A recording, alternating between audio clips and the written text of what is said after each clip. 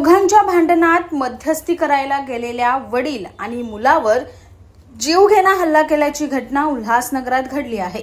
या प्रकरणी पोलिसांनी 4 सराईत गुंडांना अटक करत त्यांची शहरात धिंड काढली।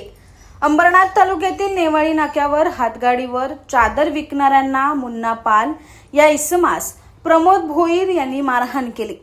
या भांडणात अविनाश जाधव यांनी मध्यस्थी केली। तसेच याबाबत प्रमोद भोईर यांच्या विरोधात पोलिसात तक्रार केली होती।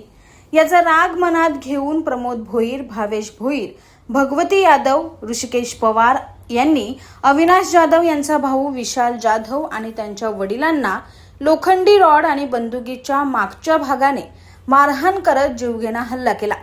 या हल्ल्यात दोघेही गंभीर जखमी झाले। तसेच आरोपींनी त्यांच्या दुकानाची आणि कारची तोडफोडही केली। या प्रकरणी पोलिसांनी या 4ही आरोपींना अटक केली असून हे 4ही आरोपी सराईत गुंड असून त्यांच्यावर विविध पोलीस ठाण्यात गंभीर गुन्हे दाखल आहेत। या दहशत माजवणाऱ्या गुंडांना अद्दल घडावी म्हणून पोलिसांनी या चौघांचीही शहरात धिंड काढली। या प्रकरणी आता PSI संग्राम मालकर हे अधिक तपास करत आहे। आमची इथे आठवडी बाजार भरतो। मी स्वतः आठवडी बाजार भरवतो। तर रस्त्यावर काही आपले गाववाले लोक भाजी घेऊन विकतात, तर आम्ही कोणाकडून काही पैसे पण घेत नाही, काहीच नाही, कलेक्शन पण नसतो। आपले गाववाले लोक हे सगळे धंदा करतात, करू द्या। तर हे लोक नेहमी येऊन तिथे दादागिरी करतात, याला रस्त्यावर बसून नाही, त्याला येणे बसायचा, मारील तोडील हे भाषा करायचं नेहमी। तर त्यांनी आमचा आठवडी बाजार बसवून मेन आहे त्याचे येऊन कानपडीत भरली की तू इथे बाजार का बसवतो। तर ते बोलला की तू मला कशाला मारतो। बोलतो नाही, बोलतो रस्त्यावर ट्रॉफिक होते, हे ते रस्त्यावर ट्रॉफिक होतं तर तू येऊन पोलिसांना सांग ना। आणि ते आपले गाववाले लोक आहेत त्यांची काही तक्रार देतो, तो कमवतात, कमवू दे कोणालाही।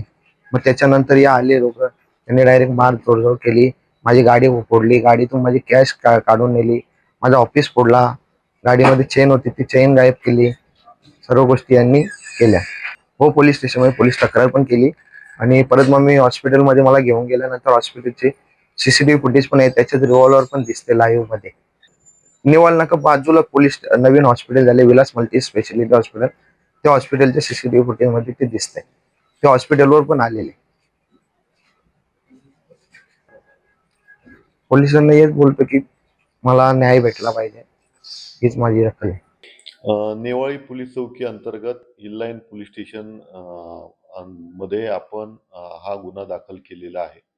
यामध्ये आता रेकॉर्डवरती एक 5 ते 6 लोकांनी संबंधित जो जखमी आहे त्याला मारहाण केल्याची घटना घडली होती।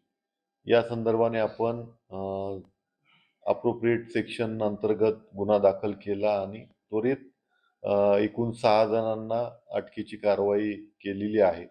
यामध्ये आणखी काही लोकांचा जर सहभाग निष्पन्न होत असेल तर त्या अनुषंगानेही आम्ही पुढील कारवाई करण्याची तजवीज जी आहे ती ठेवलेली आहे।